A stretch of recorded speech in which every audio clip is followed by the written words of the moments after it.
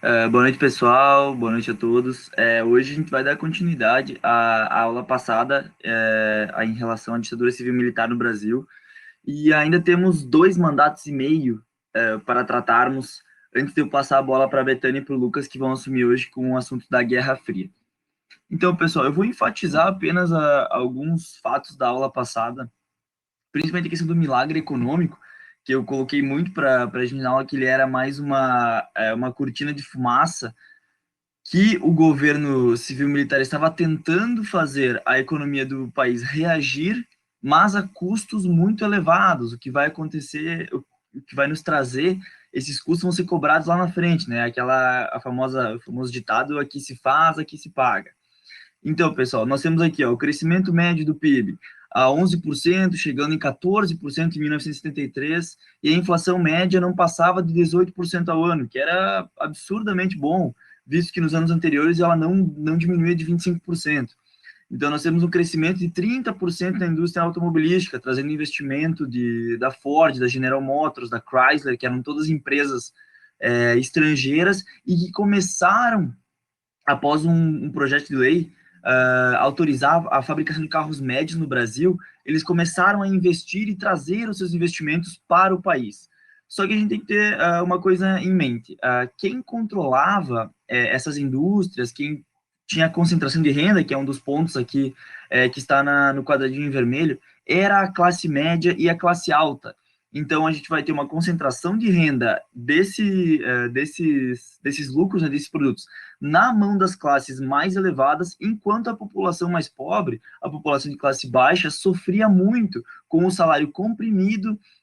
Claro, nós tínhamos uma distribuição de emprego maior, mas as pessoas pobres, as pessoas de classe baixa, recebiam menos do que, perdão, do que era o estipulado por lei. Então, após o crescimento da indústria automobilística, nós temos a exportação de soja como o carro forte da indústria brasileira, com a soja ultrapassando o café, inclusive que o café ele perde o seu trono do primeiro lugar, né, das exportações brasileiras na época, e a soja vai ultrapassar o café. Aqui nós vamos ter, então, os pontos negativos do milagre, que é a dívida externa exorbitante. Isso vai acontecer não em 1969, não em 1970, nem até 73. Ela vai estourar, principalmente no governo Figueiredo, lá em 1983. Então, de 10 a 12 anos depois da colocação do milagre econômico em prática. O que vai acontecer? Como eu falei na aula passada, as pessoas, por meio do Banco Nacional de Habitação, por meio do crescimento da indústria automobilística, a classe média e a classe alta, que concentravam a renda, tava show de bola, eles conseguiam comprar um carro, conseguiam comprar uma casa, eletrodoméstico, TV em cor, em cores, perdão, que era o auge, né, o início, não o auge, perdão, o início a introdução da televisão em cores no país, que também foi um mecanismo muito bem utilizado pelo governo Médici por meio da AERP, que é a Agência Especial de Relações Públicas, que foi criada no governo Médici para fazer aquela espécie de alienação da população por meio da TV Globo e também por meio da TV Globo, né, que monopolizava o setor da televisão, para que as pessoas continuassem acreditando, como os militares enganavam-se, eles sabiam, mas enganavam-se, que o milagre econômico daria super certo, e que não haveria a inflação e o PIB estaria sempre crescendo, e a gente vai ver que isso não vai ser verdade.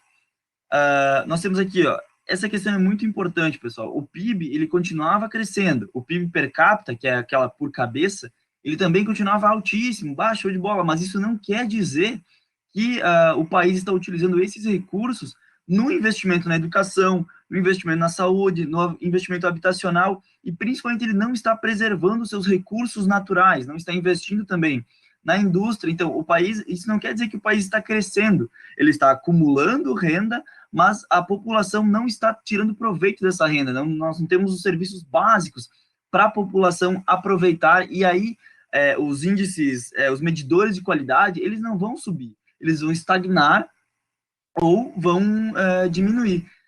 Então, por fim, do milagre econômico, que ele vai estourar principalmente em 1973, quando a OPEP, que é a Organização dos Países, acho que exportadores de petróleo, ela vai te retirar a oferta do petróleo do mercado e vai subir em 4 vezes o seu preço, é que a gente vai entender por que o milagre econômico era tão vulnerável. Ele dependia excessivamente do sistema financeiro e do comércio internacional. Como assim? Por empréstimos, o Brasil, o milagre econômico, ele se baseou muito no petróleo e principalmente no empréstimo, que o empréstimo ele vinha com uma inversão de capital estrangeiro. Então, o Brasil precisava pagar esse capital que foi investido.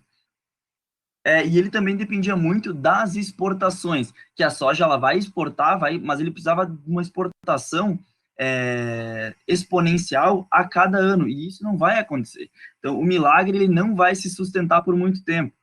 E, por fim, nós temos o chamado capitalismo selvagem, que é o capitalismo selvagem e as costas que o governo do Médici vai dar à ecologia, que é o capitalismo selvagem vai ser nós precisamos produzir, e ele vai tentar, como é que é, matar o coelho com a cajadada, né, os dois coelhos, produção, e ele vai tentar assegurar o caminho, né, da Transamazônica, que ligaria a Amazônia aos estados centrais do país.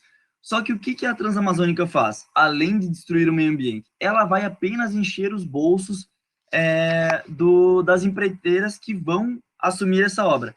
E a Transamazônica não vai ficar pronta e vai ser outra coisa que vai estourar no governo futuramente. Aí, então, chegamos ao governo Geisel. Uma coisa que eu falei na semana passada, pessoal, que o futebol vai ser para quem gosta de futebol, o futebol vai ser uma ferramenta absurdamente útil ao governo Geisel nesse período. Por quê? Porque o Brasil vai ganhar a Copa de 70, vai ter lançado o jingle para frente Brasil, lá que é o 90 milhões em ação, para frente Brasil, salve a seleção, e aí vai, né? E a galera, porra, ainda mais com a... Perdão. Ainda mais com a manipulação que a gente tem, né? Com a informação excessiva que a TV vai nos dando, informação, claro, beneficiária ao governo, que a informação excessiva, o jinglezinho tocando no rádio, o jinglezinho tocando na TV, o tempo inteiro com as imagens da seleção destruindo na Copa de 70. Então, vai ser utilizado muito para o Médici, para o governo dos militares, como uma forma de propaganda positiva e uma forma de também alienar a população via o futebol. E que nós vamos ver mais à frente que o futebol também vai ter o seu contraponto com o time do Corinthians. Mas, vamos dar uma freada aqui e vamos chegar ao governo Geisel. O Geisel vai governar o país de 1974 a 1979. Ele, obviamente, vai chegar por eleição indireta, né, do colégio eleitoral. Os militares eles indicavam dentro da corporação os próximos governantes do país. Aqui no Geisel e no Figueiredo, que vai ser o próximo e último presidente da ditadura civil-militar, nós vamos ter uma divisão, não diria clara, mas uma divisão forte entre os que defendiam, como o Geisel, a distensão lenta, gradual e segura para a democracia novamente, e o que a gente vai chamar de linha dura da ditadura civil-militar, que vão ser os militares ainda radicais de extrema-direita, né, do conservadorismo da época, que eles vão promover, principalmente no governo Figueiredo, diversos atentados e boicotes para tentar fazer a ditadura perdurar por mais tempo. Então, após a distensão lenta, gradual e segura, nós temos aqui a combinação de medidas liberalizantes e repressivas. O que vai acontecer aqui? A ditadura civil-militar, o governo, né, o aparato governamental, ele vai suspender a censura ao jornal Estado de São Paulo, o que vai fazer com que vários outros meios de comunicação sintam-se à vontade em criticar e expor fatos contra o governo. O que vai acontecer, acabamos falhando aqui, não trazendo algumas imagens dos jornais da época em que vai ter vários jornais vão publicar questões, vão publicar páginas em branco, porque os jornais eles tinham que descrever as suas matérias, eles enviavam para os censores do governo, e os censores voltavam, por exemplo, grifadinho, aqui você não pode publicar, aqui está muito exposto, não sei o que, não sei o que. Então, alguns jornais, como forma de protesto, eles vão publicar várias páginas em branco. Assim, a notícia começa aqui, aí eles colocavam, aqui você vai colocar uma receita de bolo, como fazer o miojo mais rápido, por exemplo. E não, os jornais, eles vão, como uma forma de protesto, alguns vão publicar linhas em branco, assim, a notícia começa aqui em cima, e ela vai ter um vão absurdo e terminar aqui embaixo. Nós temos quando fecha o Congresso, nós temos, com a AI-5, em 1968, nós temos vários protestos dos jornais colocando, o clima absurdo, no clima quente, fortíssimo no Distrito Federal, no Distrito Federal, e enquanto nas Laranjeiras, que era a sede do governo, estavam o clima frio, né, e o dia naquele dia no Rio de Janeiro, 13 de dezembro, estava um dia quente, um dia ótimo para uma praia, e os jornais faziam os seus protestos dessa forma. Então, a medida repressiva que vai fazer o contraponto com a liberação com a suspensão da censura ao Estado de São Paulo, vai ser uma forte repressão contra o PCB, que é o Partido Comunista Brasileiro. Por que essa repressão vai aumentar? Porque entre o governo Geisel, pessoal, nós tínhamos eleições diretas à Câmara de Deputados e aos senadores. Então, o MDB, que é o Movimento Democrático Brasileiro, que hoje nós conhecemos ainda por MDB, ele foi PMDB, vai ser PMDB durante a ditadura, ele vai adicionar o P de partido. Mais à frente ele vai voltar a ser o MDB. Então, o MDB ele venceu no Senado com 59% dos votos, que nós tínhamos aqui o bipartidarismo, que era a Arena, o Partido dos Militares, contra o MDB. O MDB ele venceu as eleições do Senado e ele teve maioria no Senado. E isso vai acarretar depois no pacote de abril, que o Congresso ele vai ser, vou falar depois, o Congresso ele vai ser fechado por conta que o Geisel e os militares eles não conseguem a aprovação de várias medidas, vários decretos, né, presidenciais, porque eles não tinham maioria no Senado. Então, várias coisas vai virar uma bola de neve essa vitória do MDB. E o PCB vai ser amplamente, vai sofrer repressão muito grande devido a essa vitória do MDB no Senado. E uma das coisas também que o PCB vai sofrer uma repressão imensa é por causa também do Vladimir Herzog. O Herzog, o Vlado, que a gente fala, vou mostrar aqui o slide seguinte para vocês, ele vai ser assassinado na sede do DOI-CODE, porque ele foi chamado ao DOI-CODE para prestar esclarecimentos devido a supostas ligações suas com o PCB. O Vladimir Herzog era um jornalista e ele fazia diversas críticas ao governo, também exigindo eleições diretas e a volta da democracia. Então, após Vladimir Herzog se apresentar ao DOI-CODE, no dia seguinte ele solta uma nota dizendo que ele se suicidou com o cinto do macacão dos prisioneiros do DOI-CODE. Nós podemos ver aqui o cinto, né? Só que como é que ele vai se enforcar de joelhos? Né? Ele é enforcado numa janelinha acima da sua cabeça. E outra coisa, outro fato que nos chama a atenção é que os macacões do DOI-CODE não tinham cinto. Então, foi uma tentativa horrorosa de colocar um assassinato como suicídio. Boa noite, Lucas. Pessoal, então, vamos passar aqui para o que a gente vai chamar de o pacote de abril. Ele vai também ser no governo Geisel, e eu trago a notícia aqui para vocês, que é o Geisel anuncia hoje o recesso do Congresso. Por quê? Porque ele não conseguiu aprovar medidas constitucionais no próprio Congresso. Ele precisava de 2/3 do Congresso para aprovar essas notícias, e ele não consegue. Então, nós vamos ter o Congresso em recesso, e nós vamos ter a criação de senadores biônicos. Isso mesmo, senadores biônicos. Para quê? Para garantir que o MDB não teria maioria no Senado. Chega a ser cômico. Eles eram eleitos por colégio eleitoral, né? Obviamente, porque a população não saberia quem eles eram, não sabia. E eles foram desenvolvidos para bater de frente com o MDB no Senado, representando a Arena. O mandato presidencial nessa época, pessoal, ele era de 5 anos, e o pacote de abril vai torná-lo agora de 6 anos. E também umas questões mais importantes do pacote de abril vai ser o critério de representação proporcional alterado na Câmara de Deputados. Então, a gente tem, para favorecer novamente a Arena, nós temos aqui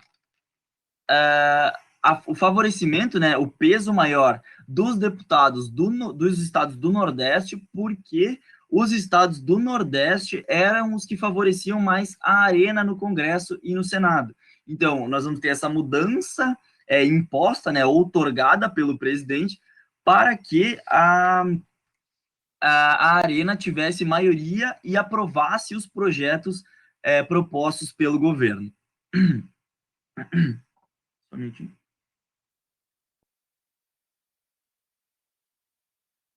Seguindo aqui, pessoal, a gente vai chegar a uma das questões mais importantes do governo do Geisel, que vai ser a emenda constitucional de número 11. Por que vai ser uma das coisas mais importantes até do período da ditadura civil-militar no Brasil? Porque ela vai revogar o ato institucional número 5, que é aquele que a Laís nos trouxe na aula passada, relatando que o, o, o governo, no caso o presidente, ele poderia cassar mandatos, ele poderia fechar o Congresso, ele poderia negar habeas corpus a qualquer pessoa que estivesse sendo julgada pelo legislativo brasileiro, pelo judiciário brasileiro, perdão. E então aqui nós vamos ter a revogação do AI-5, em que o executivo não poderia mais declarar o Congresso em recesso, ele não poderia mais cassar mandatos, não poderia demitir ou aposentar funcionários públicos a esmo, assim, digamos, aquele funcionário, a Betânia. A Betânia é uma funcionária pública há 25 anos, ela não faz mal a ninguém, mas ela tem comportamentos agora que tendem a ser subversivos, ou ela está criticando internamente o governo, o governo civil-militar vigente. Então, nós vamos aposentar a Betânia. Por quê? A Betânia serviu muito bem ao país, nós vamos aposentá-la, contra a sua vontade. Betânia, perdão por utilizá-la, mas eu acho que você deixa porque você mora no meu coração. Então, nós temos aqui a revogação do AI-5, que vai, no caso, reverter essas questões que foram aprovadas em 1968. E aí volta também o direito ao habeas corpus, ele fica reconstituído. Habeas corpus é a questão que você pode responder em liberdade a um processo em que está sendo julgado. Você pede o seu habeas corpus e pode responder em liberdade enquanto o processo segue na justiça. Nós temos o segundo Plano Nacional de Desenvolvimento, que é o PND, que o governo Geisel ele pretendia substituir as importações que o Brasil tinha por autonomia no terreno, que eles diziam, nos terrenos dos insumos básicos, que o Brasil queria queria encontrar, né, as suas jazidas de petróleo, que vai encontrar mais, vai, digamos, se apropriar do petróleo.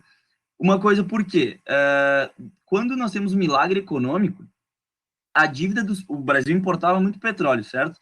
A dívida dos países importadores de petróleo, ela vai chegar do país, não só o Brasil, os países que não produziam petróleo, ela vai chegar a quase 400 bilhões de dólares no ano de 1982. Então, o Brasil precisava começar a produzir esses insumos básicos para sobreviver economicamente. Então, além do petróleo, nós tínhamos o aço, o ferro e o alumínio, se não me engano. E um desses projetos é o que vai chegar, o sucesso do projeto vai ser a usina hidrelétrica de Itaipu, que ela vai ser fundada no governo Geisel e vai ser o trunfo do PND nessa época.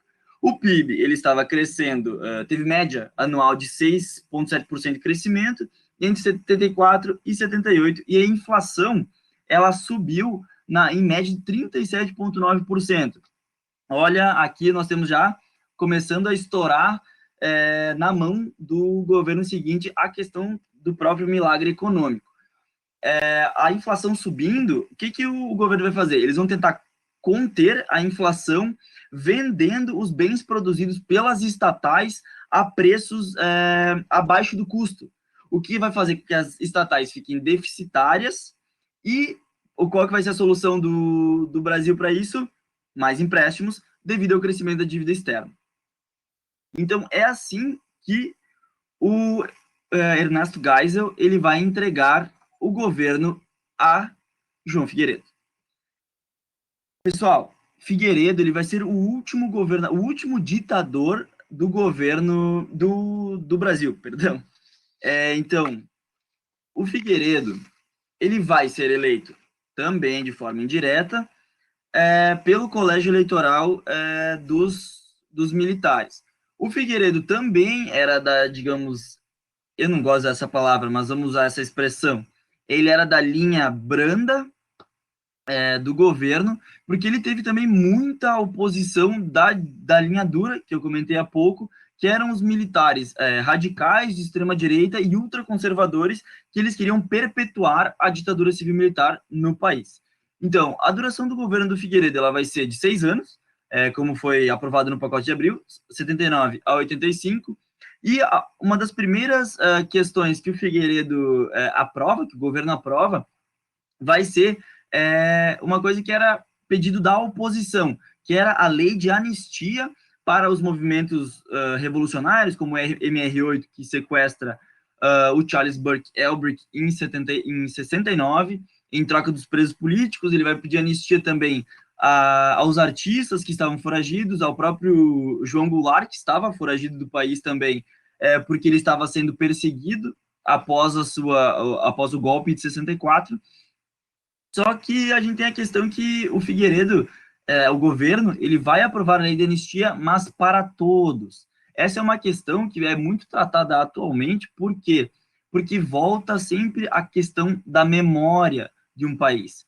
O Brasil, ele não teve nenhum dos seus torturadores, os militares, julgados após a ditadura civil-militar. Nós temos, por exemplo, Argentina, o Uruguai, o próprio Chile, que após o fim das ditaduras, logo instauraram-se, algumas mais cedo que outras, comissões da verdade para buscar apurar os fatos que eram escondidos pelas ditaduras, que as pessoas que sumiram, as pessoas que foram assassinadas nesse processo, nesses anos de governo, e o Brasil não teve isso. Nós temos uma imagem muito emblemática, que é no Estádio Nacional do Chile, que fica em Santiago, que o estádio ele foi usado pela ditadura do Augusto Pinochet como uma espécie de campo de concentração, aonde milhares de pessoas foram confinadas em partes do estádio, embaixo das arquibancadas, e o estádio também foi usado como local de tortura. E hoje, essa arquibancada é ainda preservada pelo povo chileno, pelo governo chileno, e a gente lê a seguinte frase lá, que é: um povo sem memória é um povo sem futuro. E no Brasil, nós não tivemos políticas de memória eficientes que fizeram com que a gente lembre dessas questões hoje no nosso dia a dia. Tanto que não dá para deixar de pontuar que em 2016, durante o impeachment da então presidente Dilma Rousseff, que Jair Bolsonaro falasse que por Carlos Brilhante Ustra, eu voto sim, que nós estamos colocando aqui entre aspas. Carlos Brilhante Ustra foi um dos maiores, se não o maior torturador da ditadura civil-militar no Brasil. E você ter você, no caso eu digo, nosso atual presidente, ele ter essa figura como o seu ídolo, o seu livro de cabeceira, é uma questão absurdamente problemática na história do país, em que a gente não tem como ele citando isso no Congresso, num evento ao vivo, nacional, e a pessoa não ser minimamente punida por essa questão. Então essa é uma das coisas que a gente bate muito na tecla, eu bato muito na tecla, de que faltou essa política de memória para a população brasileira, para o Brasil como um todo, após o fim da ditadura militar e após a lei de anistia de 1979. Voltando aqui, pessoal, nós temos o pacotão de 1980, que é famoso pela frase frear o carro, que ele é de autoria do Antônio Delfim Neto, que ele foi ministro da Agricultura do Figueiredo, bem como secretário de Planejamento. E o que é frear o carro, destrinchando essa expressão do Antônio Delfim Neto? O Antônio Delfim Neto, inclusive, é vivo hoje em dia, tá, pessoal? Ele tá bem velho, mas ele participou ativamente de vários governos da ditadura militar. O que o Delfim Neto vai propor? Ele vai cortar os investimentos das estatais, ele vai aumentar as taxas de juros internas e, em decorrência disso, nós vamos ter o declínio do investimento privado no país. Então, o Brasil vai começar a entrar numa crise profunda, que, aqui nós temos a recessão de 81 e 83, que a inflação vai chegar a 110% ao ano no ano de 1980, e em 1983 o Brasil vai recorrer ao Fundo Monetário Internacional, ao FMI, para pedir arrego, para pedir socorro, porque o país não tinha mais salvação. Eu destaquei aqui, pessoal, o episódio do Rio Centro, de 1981, para trazer aqui um dos embates entre o Figueiredo e o governo Figueiredo e a linha dura dos militares. O Rio Centro era como se fosse um... Cara, aqui em Concórdia, em Concórdia, minha cidade, a gente tem o centro de eventos, que seria ele era um centro de eventos que estava rolando um festival de música. Os militares da linha dura, eles queriam plantar 2 bombas no evento do Rio Centro para matar, para causar um impacto, né, no governo Figueiredo. Só que, felizmente, isso falha. E uma das bombas, ela vai explodir no carro em que um sargento e um capitão estavam levando até o local. O sargento vai morrer, ele morre no local e o capitão fica gravemente ferido. A outra bomba vai explodir na casa de força do Rio Centro. Mas aí eu não tenho documentação para especificar o número de vítimas. Mas, a princípio, não tiveram vítimas nesse episódio. Nós temos também uma carta-bomba enviada à sede da OAB, em que a secretária do presidente da OAB vai acabar falecendo numa dessas tentativas da linha dura de retomar as rédeas e perpetuar o governo antidemocrático. Aqui nós vamos ter outro evento muito importante, que são as eleições de 1982. As eleições de 1982 vão ser as primeiras eleições diretas para vereadores e governadores desde 1965.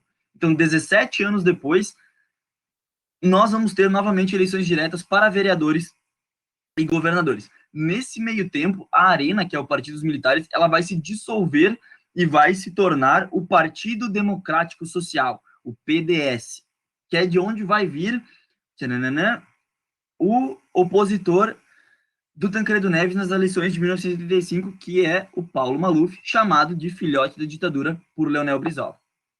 Então, voltando aqui rapidinho, pessoal, porque já estou ultrapassando aqui o tempo que eu solicitei de joelhos a Betânia e Lucas.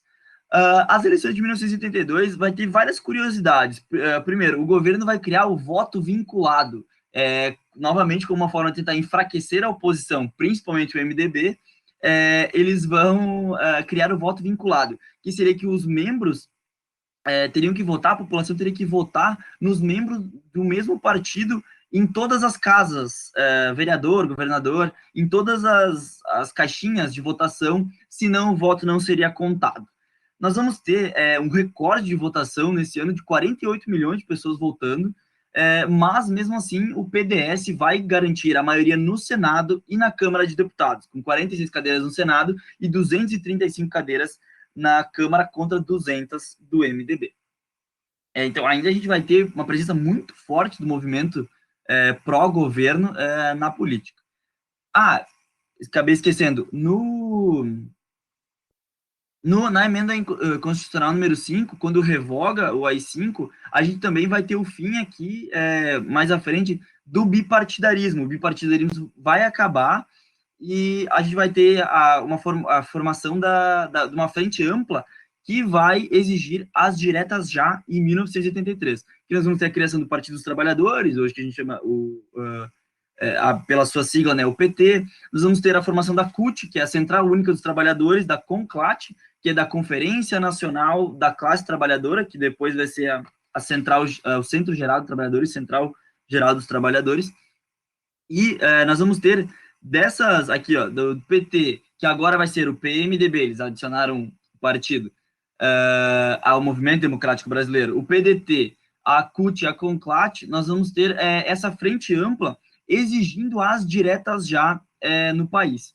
Por que isso, pessoal? Porque a gente tem as eleições indiretas para presidente e eles vão propor o Dante de Oliveira, que, se não me engano, ele é um deputado federal, né, na Câmara do PMDB, do agora PMDB, ele vai propor a emenda das eleições diretas já, mas, infelizmente, o movimento, primeiramente, ele vai reunir mais de 25 mil pessoas num comício na Praça da Sé, em São Paulo, que vão fazer essa movimentação aqui que está à direitinha de vocês no slide, está na minha direita, está na de vocês também, exigindo as diretas já, que são as eleições diretas para presidente e a volta da democracia.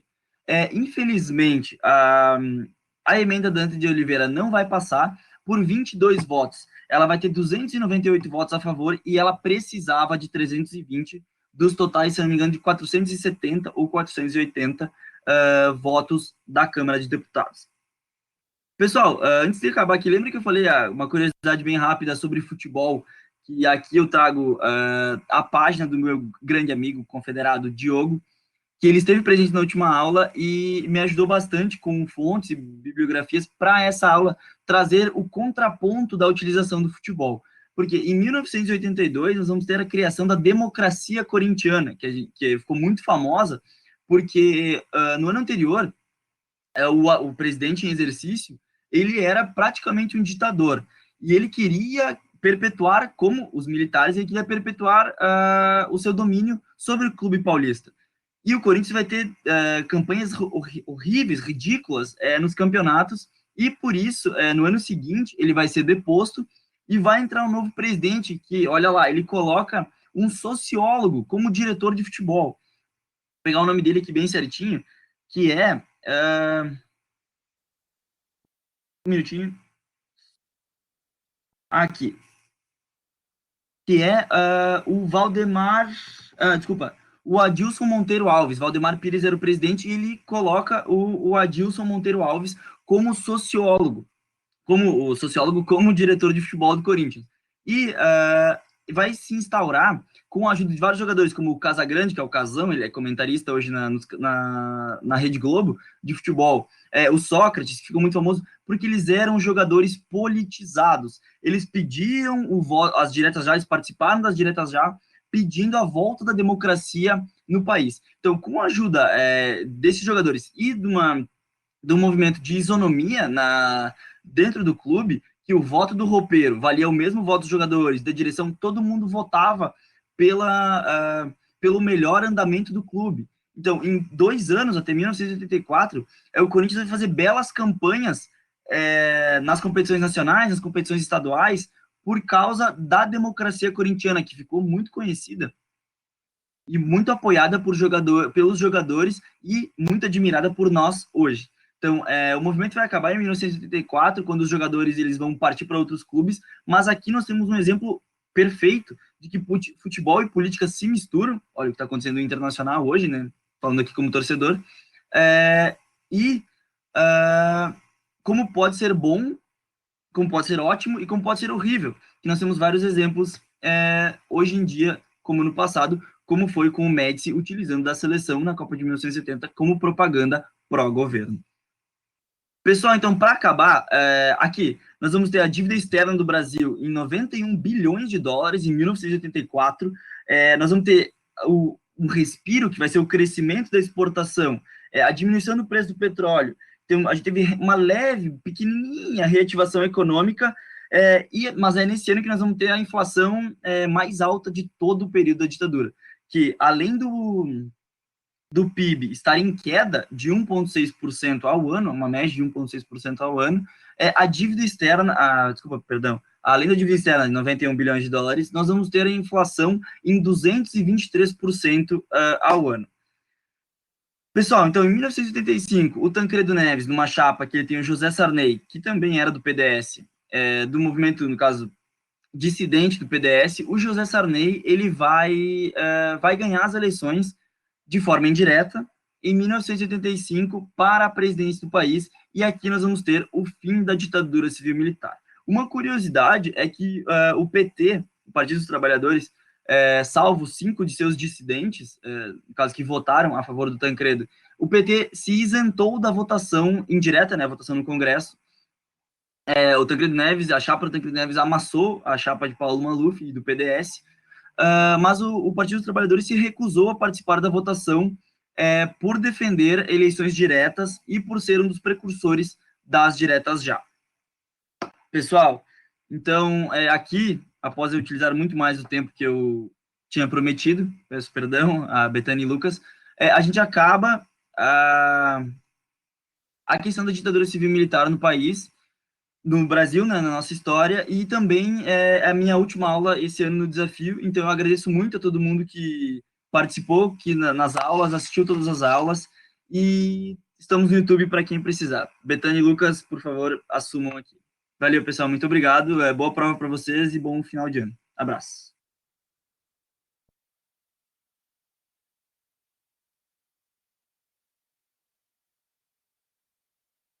Oiê, eu vou carregar a apresentação rapidinho. Eu tava ficando até triste que você não ia poder nem dar um oizinho. Mas foi uma baita aula, Luiz. Pera aí.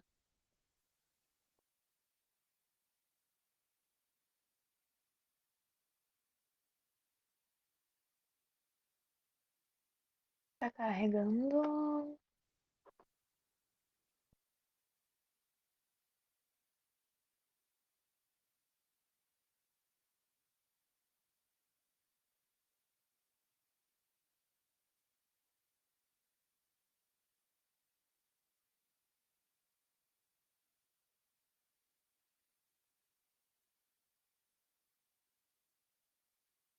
Foi.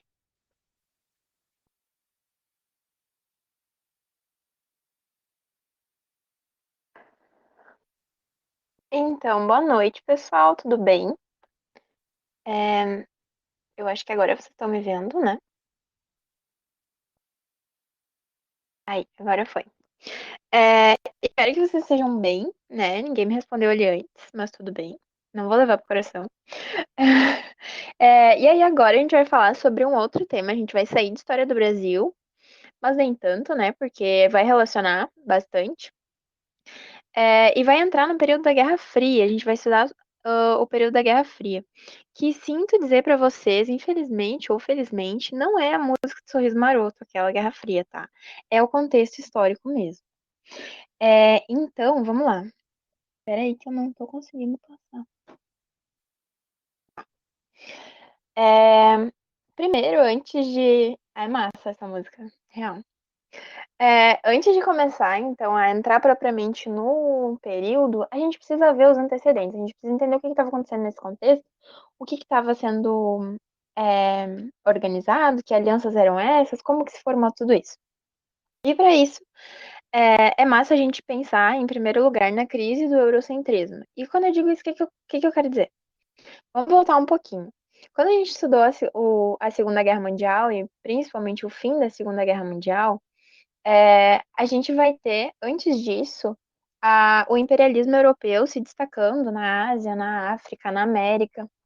E a gente vai ter as potências europeias é, trazendo e levando aquela ideia de que eles deveriam levar a civilização para esses locais, para esses outros continentes, e deveriam ser exemplos para essas populações, né? Então, quando vem a Segunda Guerra, vem a Primeira, vem a Segunda, isso começa a ser questionado, ou seja, tipo, como assim vocês são os exemplos a serem seguidos e vocês estão bombardeando uns aos outros, vocês estão fazendo o maior conflito do mundo, né? Eles vão começar a questionar essa ideia de que, poxa, como assim vocês são um exemplo de civilização e vocês estão é, originando esses conflitos mundiais, tá? Então, nesse período, a gente vai ter ali na Segunda Guerra o início desses questionamentos, e aí a gente vai ter uma ideia trazida pelo antropólogo, tenho anotado aqui, Franz Boas, que é a ideia de relativismo cultural. E essa ideia vai muito ao encontro da crise do eurocentrismo a partir do momento em que o Franz Boas ele vai desenvolver esse conceito, essa conceituação, falando que basicamente não existe hierarquia entre culturas. Ou seja, não existe você julgar uma cultura com base na outra, você não existe uma cultura absoluta e que todas as outras devem seguir aquela ali. Ele desfaz essa hierarquia que os países europeus com o imperialismo estavam trazendo desde então, vai auxiliar nesse processo de questionamento, né, de levada da civilização perfeita, dos exemplos, e aí vai auxiliar na crise do eurocentrismo, ou seja, a Europa, como a gente já viu também, no final da Segunda Guerra, ela vai sair destruída, né? A gente vai ter ali a Alemanha completamente destruída, e aos pouquinhos, com esse período, com o final da Segunda Guerra, a, a Europa vai deixando de ser o centro do mundo, vamos dizer assim. O centro das atenções estava na Europa por causa do conflito, mas aos pouquinhos, com o final da guerra, isso vai deixando de acontecer e o foco vai indo para os países, então, que vão protagonizar esse cenário da Guerra Fria, que vai ser os Estados Unidos da América e a União Soviética. Outro ponto super interessante para a gente pensar nesse contexto aqui é a sociedade do consumo e o meio ambiente. Depois do final da Segunda Guerra, os países vão estar totalmente desolados, enfim, a gente vai ter crises financeiras enormes, econômicas na Europa. Então, a gente vai começar, vai se dar início ao desenvolvimento de um consumismo absurdo, e de um estímulo a esse consumismo, um estímulo a esse consumismo exagerado, devido então a essa crise nos países europeus. E aí, em meio a tudo isso, a gente vai ter um embate entre os recursos naturais e a recuperação da economia. Vão estar os dois ali. A gente sabe que a gente precisa recuperar a economia, mas a gente está destruindo tudo que o país tem, tudo que o mundo tem de recurso natural, então a gente não consegue equilibrar aquilo ali. A partir desse embate, a gente vai ter várias discussões, vários pesquisadores trabalhando nesse tema, buscando desenvolver saídas e caminhos para desenvolver a economia e retomar o crescimento com alternativas mais sustentáveis. E a gente vai ter, então, a criação do conceito de desenvolvimento sustentável. Que vai ser o quê? Vai ser você dar importância para o crescimento da economia, não deixar isso de lado, mas ao mesmo tempo considerar as questões ambientais, considerar essas fontes de energia mais sustentáveis, tá? Tudo nesse período, tá? Tudo tá sendo movido para a construção do conflito. Outro ponto super importante são esses novos sujeitos na política, que é o quê? Durante a Segunda Guerra ali, a gente vai ter também um afloramento dessas questões de negros, de homossexuais, de mulheres.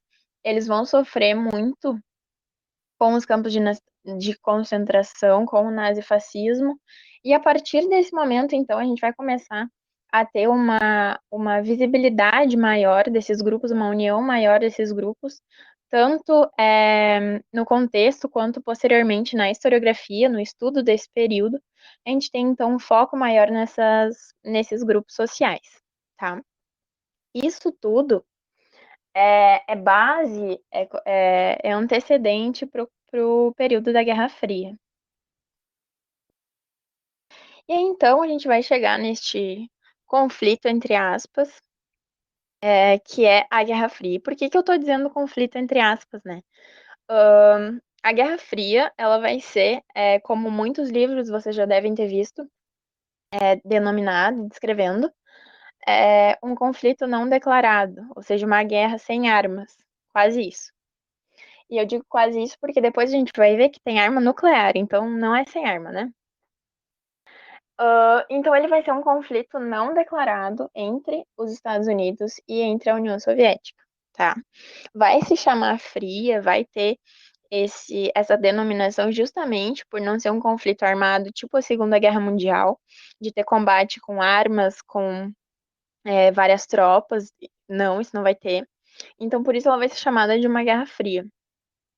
E ela vai durar, o período de desenvolvimento dessa guerra vai ser a partir do final da Segunda Guerra, que termina em 45. Mas é, vai se dar início, a Guerra Fria tem como um marco 1947, porque eu vou falar depois, e vai mais ou menos até a queda do Muro de Berlim em 89 e o desmembramento da União Soviética em 1991. E quando eu falo por que 1947 tem sido considerado na historiografia um marco, para dizer assim que é o início da Guerra Fria. Porque neste ano, em 1947, a gente vai ter um discurso, o proferimento de um discurso do presidente dos Estados Unidos, o Truman. O Truman vai dar um discurso dizendo basicamente: vamos proteger os países da Europa, vamos lutar contra o comunismo, vamos lutar contra esse mal vermelho, vamos. Alô? Oi, gente, vocês estão me ouvindo?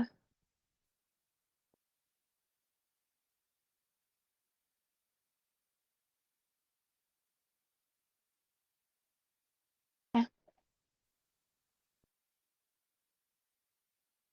Ah, então eu vou continuar. Qualquer coisa eu retomo daí depois. É, tá.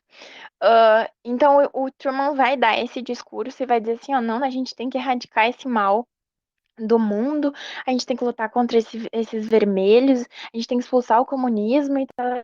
Vai seguir essa linha.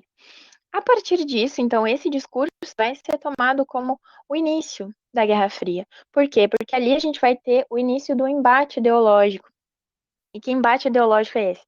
É os Estados Unidos alinhados ao capitalismo, ao sistema capitalista, contra a União Soviética alinhada ao sistema socialista. Ali, a partir dali, então, a gente tem dar um start nessa guerra, e aí a gente vai ter a doutrina Truman, que vai ser o quê?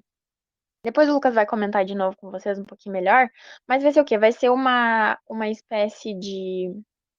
Vai ser basicamente uma doutrina que vai auxiliar os países militarmente, enfim, contra o comunismo, ou seja, lutar contra o comunismo, para que esse mal, para que esse sistema seja expulso do mundo, né? Na concepção dele. Essa era, então, uma estratégia armada, porque a partir do oferecimento desse auxílio, dessa doutrina, aos países que aceitassem se alinhar a ele, uma vez atacados, os Estados Unidos iriam ajudar com armamentos, com tropas, enfim. Era uma estratégia armada para expandir as áreas de influência capitalistas, tá? Aí a gente vai ter essa estratégia armada, mas eles não vão deixar de agir também no plano econômico, né? No plano econômico, a gente vai ter o plano Marshall também. Tudo isso criado pelos Estados Unidos, tá? A doutrina Truman é criada pelos Estados Unidos, com o nome do presidente, né? Naquele período. E o plano Marshall, então, é uma estratégia econômica. E o que quer dizer isso, né? Para que uma estratégia econômica? Da onde que vem isso? Vai ser uma estratégia econômica visando o quê? Eu comentei com vocês já antes. A Europa, pós Segunda Guerra, no final da Segunda Guerra, estava arrasada, estava destruída. A Alemanha, então, o que que era aquilo? Eles tinham passado por um conflito, por um embate muito grande, a população tinha sido dizimada, a economia dos países estava arrasada, enfim. Então, os Estados Unidos vai olhar para aquilo e vai dizer, ó, vamos dar uma ajuda econômica para eles, e aí eles se alinham com a gente, se alinham com a gente. Nesse sentido, eles buscavam novamente expandir as suas áreas de influência ideológica, expandir o capitalismo pelo mundo, né? Só que, tipo assim, tu não vai fazer nada que eu não vou fazer também, sabe? Então a União Soviética ela vai olhar para essas iniciativas americanas, norte-americanas, e vai pensar assim, ó, tu quer saber? Eu também vou fazer. Se tu faz, eu também vou fazer. Porque eu não vou deixar tu se expandir e eu não vou me expandir, porque eu também quero. Aí eles vão lá e vão fazer o quê? Vão organizar a Agência Comunista de Informação, que vai ser a Cominform, tá? É o... Ai, a siglazinha ali é a Cominform, da Agência Comunista de Informação. Que vai ser o quê? Vai ser uma agência voltada para a política externa, que vai dar auxílio, vai dar amparo aos países que se alinham com a União Soviética, que se alinham com o socialismo, para então unir esses países, enfim, basicamente formar uma aliança entre todos eles, em que caso de guerra, novamente, no mesmos moldes que a doutrina Truman, se fosse necessário, todos eles atacariam. É tipo assim, tu atacou um, tu atacou o bonde, sabe? Se me atacar, todo mundo vem e ataca tu de volta também. E aí a gente vai ter também a Comecon, que vai ser uma estratégia econômica, ao contrário do Plano Marshall, tá? Façam essas relações. Ó, de um lado a gente tem o Plano Marshall, do outro a gente vai ter a Comecon. Ambos são relacionadas ao plano econômico, tá? Que também vai visar a recuperação econômica e o auxílio econômico aos países alinhados à União Soviética, tá bom? Aí, tá, peraí. A gente vai ter, ah, durante todo esse período, eu venho falando para vocês aqui, nesses rápidos minutinhos, que a gente tem um embate ideológico muito grande, né? Uma disputa, não armada, mas uma disputa por expansão de ideologia, mas uma disputa por expansão de influências. E a gente tem um país na Alemanha, na Europa, deu spoiler, que é a Alemanha, que vai estar devastado após o final da Segunda Guerra, como eu comentei antes. E vai ser palco para muitos fatos marcantes durante o período da Guerra Fria, tá? A gente vai ter um dos acontecimentos bastante marcantes, vai ser então o bloqueio de Berlim, que vai ser o quê? O bloqueio de Berlim vai acontecer em junho de 1948, vai durar quase um ano, vai até maio de 1949. E vai ser o quê? Vai ser a cidade de Berlim estava dividida, tá? E aí, como o lado da Berlim Ocidental estava ganhando mais apoio econômico, mais apoio financeiro, estava se desenvolvendo muito mais e muito mais rápido, a União Soviética vai olhar para aquilo e vai pensar assim, peraí, vocês estão indo muito rápido? Não é para ser assim. A gente está perdendo isso aqui, eu não quero que seja assim. O que que eles vão fazer então? Porque a Berlim Ocidental estava sob influência dos Estados Unidos. Então, é, a União Soviética vai baixar esse bloqueio contra a cidade de Berlim e vai impedir, bloquear as vias terrestres e marítimas para chegar até a cidade, impedindo que os moradores, enfim, que as pessoas tenham acesso a comida, mantimentos, enfim, produtos de necessidade básica, tá? E aí a União Soviética fazia isso achando que, né, vou bloquear um pouquinho aqui, daqui a pouco eles vêm correndo pra mim, sabe? Só que não. O que que acontece? Os Estados Unidos, o Ocidente, vai ver isso como uma chance de expandir a sua influência. E aí vocês vão pensar assim, como? Se tá tudo bloqueado, se tem via aérea bloqueada, se tem via marítima bloqueada, como é que eles vão chegar? Eles vão chegar pelo ar, né? Eles vão chegar voando. Então, eles vêm e abastecem a cidade de Berlim, a Berlim Ocidental, com mantimentos pelas vias aéreas. E aí, então, se instala uma crise muito grande, porque isso é motivo para gerar uma tensão muito maior mundial, né? A gente vai ter ali quase que uma afronta direta, né? Porque os Estados Unidos vai estar se intrometendo num bloqueio iniciado pela União Soviética. Então, a gente vai ter como consequência de toda essa crise, de toda essa tensão, a divisão da Alemanha em Alemanha Ocidental e Alemanha Oriental. Aí, a partir disso, a gente tem diversos desdobramentos, porque a Alemanha Ocidental e a Alemanha Oriental, elas vão durar vão permanecer divididas durante todo esse período da Guerra Fria, inclusive com a construção do Muro de Berlim, em 1961, que vai ser um muro construído pela União Soviética, basicamente da noite para o dia, como vocês podem ver ali na imagem. Simplesmente da noite para o dia, pessoas foram impedidas de ver seus familiares, pessoas foram impedidas de voltar para suas casas, foram ao mercado, não conseguiram voltar para o outro lado, porque eles interromperam a passagem. esse muro durou, se eu não me engano, 28 anos. Posso pesquisar e trazer na próxima aula a data certinha, mas se eu não me engano, foram 28 anos. Imaginem, então, um país dividido ao meio, 28 anos, da noite para o dia, sem aviso nem nada, não teve um aviso prévio, você simplesmente foi impedido de voltar para casa e de poder ver sua família, seus parentes que moravam do outro lado da cidade. Isso trouxe consequências muito grandes, então, para a Alemanha. A partir de então, a gente vai ter a divisão da Alemanha, a Alemanha Ocidental sendo influenciada pelos Estados Unidos, a Oriental sendo influenciada pela, pela União Soviética, tá? E deixa eu ver se eu consigo falar rapidamente. Tá. É, tem mais coisa para falar, mas eu acho que não vai dar para falar tudo, então eu vou começar aqui e aí na próxima aula a gente continua, tá? É, eu falei para vocês antes que a gente teve aliança econômica, a gente teve estratégia econômica, né, dos dois lados. A gente vai ter a divisão da Alemanha, a gente vai ter as divisões de territórios ali na Europa, e a gente vai ter a busca das duas potências em questão, então, Estados Unidos e a União Soviética, buscando sempre mais áreas de influência. O que que vai ser a OTAN? O que que vai ser o Pacto de Varsóvia? De onde é que saiu isso? Esses dois vão ser pactos militares, tá? A OTAN é a Organização do Tratado do Atlântico Norte, se eu não me engano, acho que é isso.